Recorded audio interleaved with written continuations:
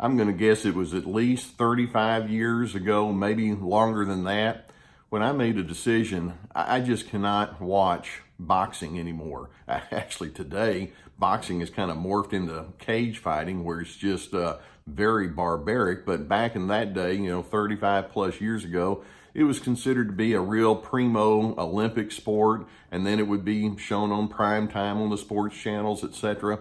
But as I would watch it, and as I began to mature in my own personal adult life, I would watch that and I'd think, what's the point here? Yeah, you can call it sport and you can say these people are really skilled in exercising and all of that, but the bottom line is you have one human being attempting to humiliate and pummel another human being, and then they're each doing it right back and forth to each other. And the name of the game is to establish submission, to establish dominance over another person, to create pain. That's a pretty pathetic way to do sports, if you ask me. Now, a favorite topic that many boxers would have is they would try to get their opponent off into a corner, and when they have him in that corner, then they're very vulnerable and they can just pummel away, and finally that other person, they hope, is going to say, okay, I quit, I give up, you win. Now, narcissists like to box psychologically. One of the things they want to do is they want to establish dominance. They want to keep you into a submissive position. They're enamored with their own ideas, their own preferences, their own intellect, so to speak.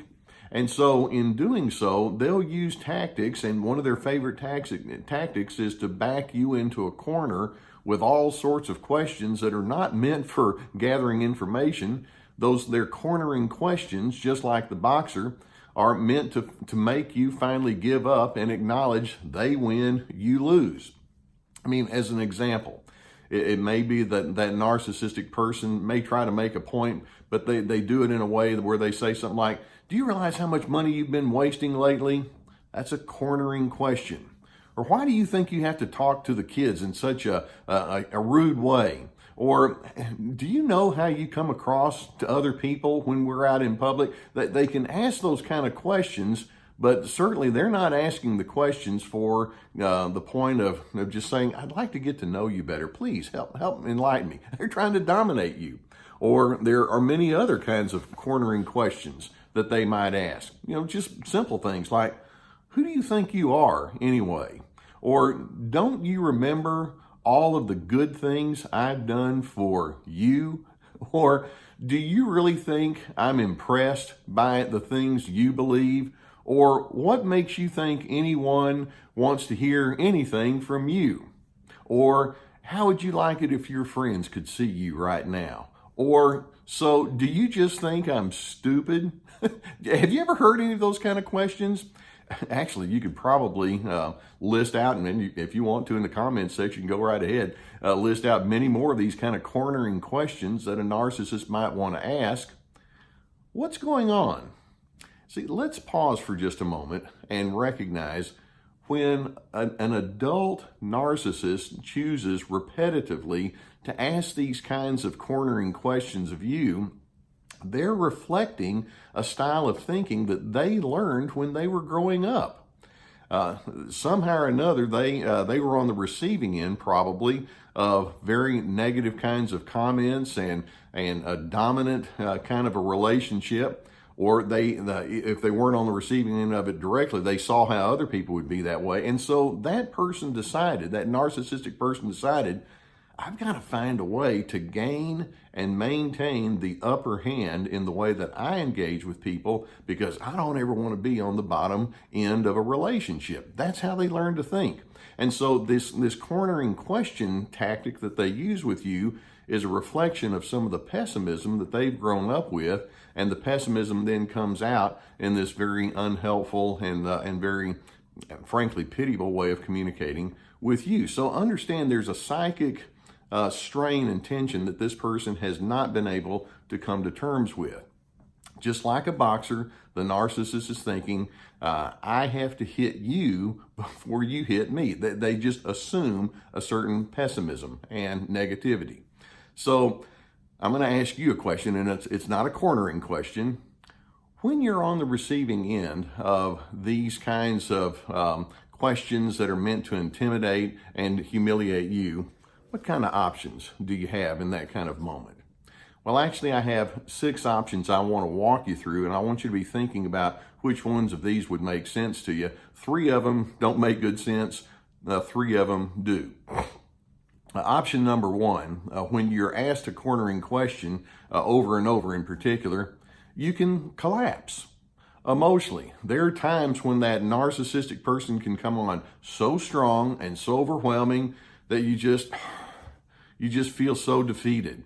And so you give in to your anxiety, you give in to your sense of weakness and insecurity. It's like, okay, I just can't say anything. I just gotta, this is my lot in life. And you just allow yourself to be on the low end of that equation. Option number 2, and this kind of goes along with option number 1, you can just become an appeaser. Say whatever that person wants to hear in the moment just to get them off your back. Okay, I'm so sorry, that kind of thing. Option number 3 is you can join in the game and try to pummel them right back. And I hear from some of you on some of the comments when you say, hey, what you need to do is just punch them in the mouth. What happens when you do that is you're playing the game. The narcissist is setting your pace. You may think you're going to win, but all you're doing is you're perpetuating misery. But it's an option. Those are 3 lousy options. How about option number 4? And this could be a little bit more in a positive direction. First, you can sidestep the invitation to verbally spar. Now, you'll be ridiculed for that, but in your mind, it's like when you come at me with these cornering questions, I feel no need to engage with you on this. And so internally, you give yourself permission to say, emotionally, I'm unhooking. A 5th option, which goes along with this, is perhaps you can explain yourself once. If the person is asking a question and you know it's a loaded question, you may want to say, here's my rationale, here's who I am, this is what I believe. Say it once and then move on and be on your way. And then you calmly hold your ground. Now, there's not a real high probability that the narcissist is going to say, hey, thanks for enlightening me. They've got their boxing gloves on. They don't want to be enlightened by then. All they want to do is just keep wailing away at you. But sometimes you may want to just speak your piece and stand your ground. And then option number 6 is sometimes you just need to remove yourself physically. If you're in the presence of someone who feels the need to keep pushing you back into a corner with these kind of cornering questions and insults and dominating kinds of comments, at some point you have to ask, why would I need to stay here and allow myself to be subjected to this? So let's keep in mind, when the narcissist comes at you with cornering questions, they're not really asking questions per se. They simply want to make you feel foolish. But when you realize, actually, the foolishness is coming from the inside of that person who chooses to do life in this very non-productive kind of way, and I'm hoping you can see it for what it is, and basically you win by not trying to win. You beat them at their game by not trying to beat them at their game. There's an old proverb that says, don't exchange evil for evil or insult for insult. If somebody in your presence feels the need to be really insulting, I just don't feel the need to do that in reverse. In fact, I feel a certain pity and sadness on that person's behalf. So, questions can have their place in relationships. Sometimes we can ask questions so that we can clarify our thoughts and needs and intentions and interpretations to one another. But let's agree that when we ask each other questions, we want to do so in the context of decency.